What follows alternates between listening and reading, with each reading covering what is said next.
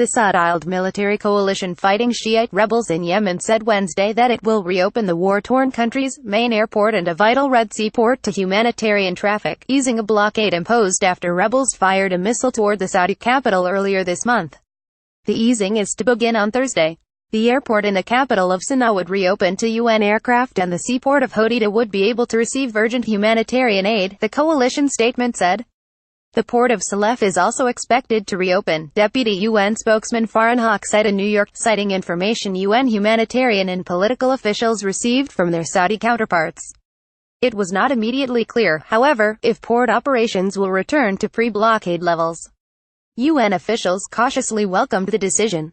"It is good news, but we are still waiting to see the specific details," said Jamie McGoldrick, the UN humanitarian chief for Yemen.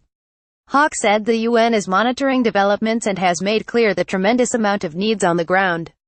In an interview just before the coalition's announcement, McGoldrick told the Associated Press that a continued blockade would make Yemen's long-suffering population more vulnerable to cholera and famine.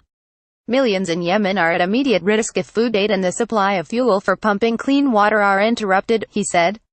About 7 million people in Yemen, out of a population of 27 million, depend entirely on food aid, and 4 million rely on aid groups for clean water. A disruption of water supplies could reverse recent gains in containing the spread of cholera, which reached about 900,000 suspected cases over the past year, he added. It was not clear if fuel imports, crucial for supplying clean water, would resume as part of the easing of the blockade, he said. McGoldrick said his office put in a request to fly UN staff to Sanaa on Thursday. Hundreds of humanitarian staffers from nearly 50 agencies are stranded in Yemen or unable to enter the country, said a Sanaa-based UN official.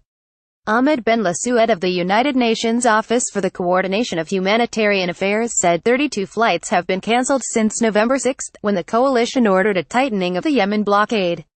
The blockade is severely hampering humanitarian operations, impeding humanitarians to provide much-needed assistance to millions of people who rely on it for their survival, Ben Lasoued said. Earlier Wednesday, 2 flights landed in Sanaa airport for the first time since the tightening of the blockade. One flight evacuated 5 staffers of the International Committee of the Red Cross, according to Samaya Beltifa of the ICRC in Yemen. A second flight carried Russian diplomats, according to an airport official who spoke on condition of anonymity because he was not authorized to speak to the media. McGoldrick said that a flight carrying vaccines, sufficient to begin vaccinations of about 1 million children, is expected to land in Sanaa over the weekend.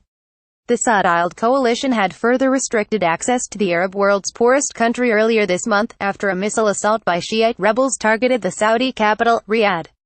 The missile was struck down, but it was the farthest a projectile by the rebels, also known as Houthis, had penetrated into the kingdom. In response, ships were ordered to leave the Red Sea ports of Hodeida and Salef, the only lifeline to northern Yemen where most of the population lives. The 2 ports are under the control of the Houthis. The conflict in Yemen pits Houthi rebels and forces loyal to Yemen's ousted president against the internationally recognized government and its main backer, the Saudiled coalition. For more than 2 years, airstrikes and ground fighting have left over 10,000 people dead, driven 3 million from their homes and destroyed the country's already fragile infrastructure. International aid groups describe Yemen as the world's worst humanitarian crisis as millions are at risk of famine. The UN and international aid agencies have repeatedly urged the coalition to lift the Yemen blockade.